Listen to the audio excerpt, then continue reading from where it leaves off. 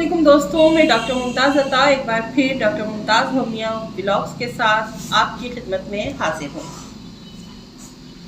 दोस्तों, आज हम जिस मौजू पर बात करने जा रहे हैं वो नाक से मुताल्लिक़ है। नाक का एक बहुत कॉमन प्रॉब्लम जिसको के लोग कहते हैं कि बाज़ औक़ात नाक का गोश्त पड़ गया है या हम उसे नेज़ल पॉलिप भी कहते हैं और नाक का बदगोश्त भी कहा जाता है। एक कॉमन बीमारी है जो कि आजकल हर दूसरे शख्स को हो जाती है।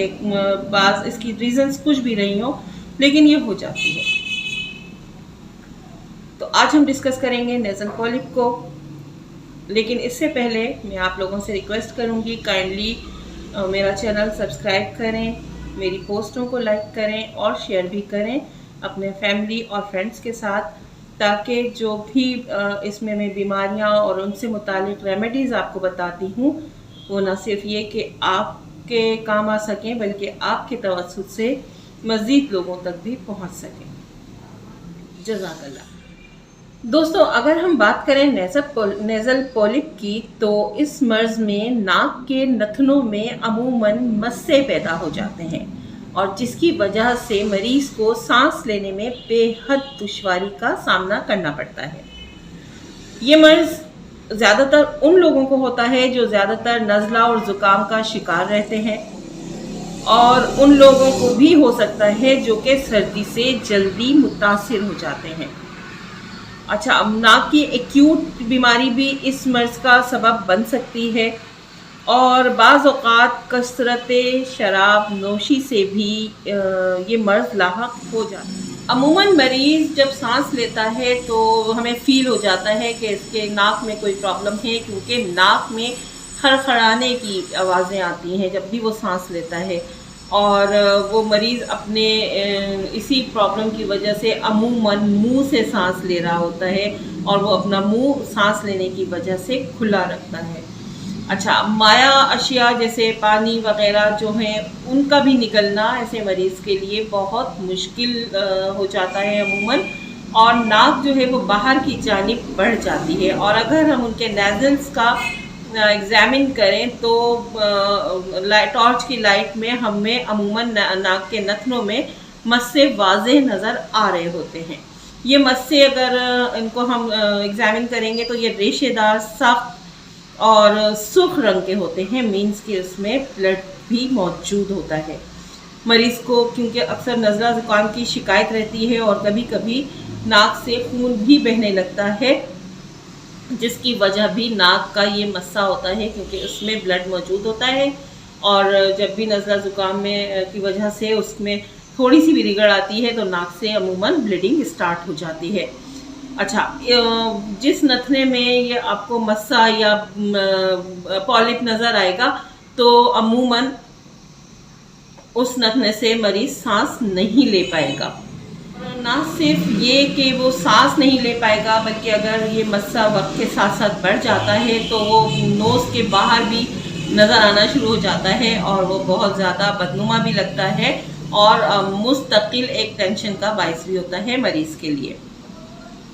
अब अगर तशख़ीस की बात की जाए कि हमें इसमें कौन कौन से मेडिकल एग्ज़ामिन कराने चाहिए या लेबॉरेटरी हमें कौन कौन सी एग्ज़ामिन ज़रूरी होंगे, तो सबसे पहले तो ब्लड सीपी इसका मस्ट है।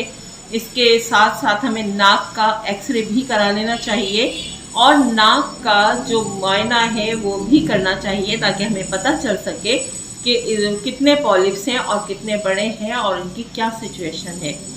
अच्छा, नेज़ल पॉलिप्स की तशख़ीस जो है वो नाक के अंदरूनी मुआयने से बआसानी की जा सकती है। आप टॉर्च के ज़रिए बहुत इजीली पॉलिप का मुआयना कर सकते हैं।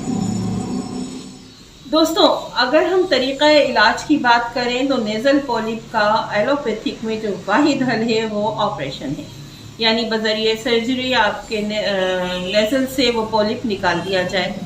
मगर चूँकि मैं बात कर रही हूँ यहाँ होम्योपैथिक तरीक़ा इलाज की और होम्योपैथिक में नेज़ल पॉलिप का बेहतरीन इलाज मौजूद है जिसके ज़रिए बग़ैर ऑपरेशन के भी आप ये पॉलिप ख़त्म कर सकते हैं।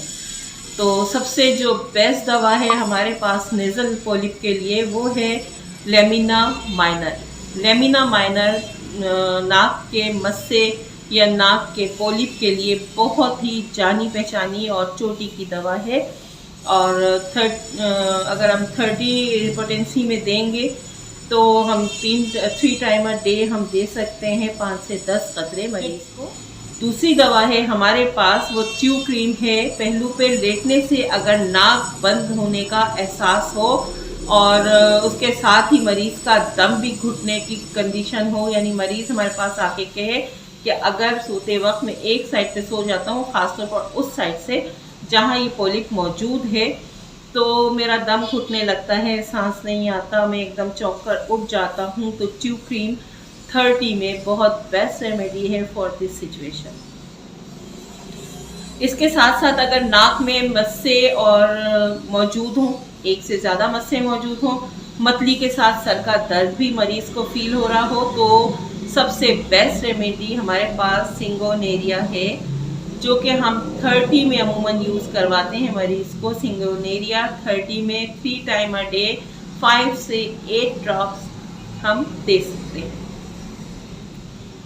अगर मरीज़ आकर आपसे बोले कि नाक में की नाली में बहुत सोजिश है, खारिश चल रही है बहुत ज़्यादा, और नाक के मस्से से अगर स्मेल आने लग जाए, मतलब ये कि वो बहुत ही बुरी सी स्मेल उसकी नाक से आना शुरू हो जाए, और उसके साथ साथ अगर मरीज़ ये शिकायत करे कि अब उसको कुछ भी वो सूंघता है, कोई स्मेल, कोई बुरी स्मेल, कोई अच्छी खुशबू, कुछ वो नहीं सूंघ पा रहा, कोई उसे हिस्से शामा उसमें ख़त्म हो चुकी है, तो जो best remedy for this situation हमारे पास मौजूद है वो है थूजा।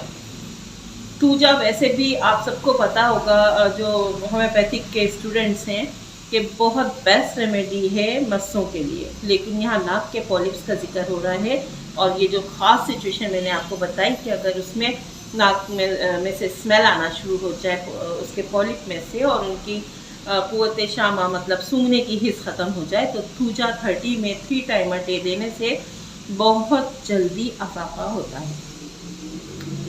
दोस्तों, ये तो थी कुछ बहुत ही ऑथेंटिक रेमेडीज़ जो मैंने आपको नेज़ल पॉलिप के लिए बताई, और एंड में जैसे कि मैं हमेशा आप लोगों से डिस्कस करती हूँ, एक ऐसी कंपाउंड रेमेडी जो कि किसी भी इलामत अगर नेज़ल पॉलिप में हो, कोई मखसूस इलामत हमें नज़र नहीं आ रही हो, तब भी हम अगर देंगे तो हमें बेस्ट उसके रिज़ल्ट मिलेंगे।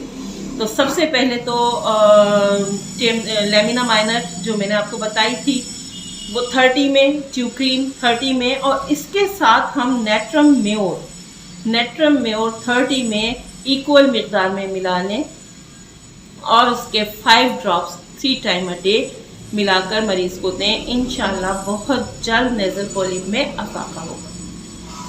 तो दोस्तों, ये तो थी आज की मेरी छोटी सी एक व्लॉग जो कि मैंने आपके साथ शेयर की। मैं सिर्फ इसलिए कि सर्दियों का मौसम है, इसमें नेज़ल पॉलिप वाले मरीज़ अमूमन हमारे पास आते हैं, तो बेहतर होगा कि हम उनको उनकी सिचुएशन के मुताबिक ही डील करें। और अगर मेरी इस व्लॉग से किसी भी पेशेंट का या किसी भी मरीज़ का थोड़ा बहुत भी फ़ायदा हो जाता है तो मुझे बहुत खुशी होगी। मिलते हैं आपसे नेक्स्ट व्लॉग में, तब तक के लिए अल्लाह हाफिज़। अपने चैनल का ख्याल रखिएगा, शेयर कीजिएगा, सब्सक्राइब कीजिएगा, और मेरी पोस्टों को लाइक भी ज़रूर कीजिएगा। दुआ में याद रखिएगा। अल्लाह हाफिज़।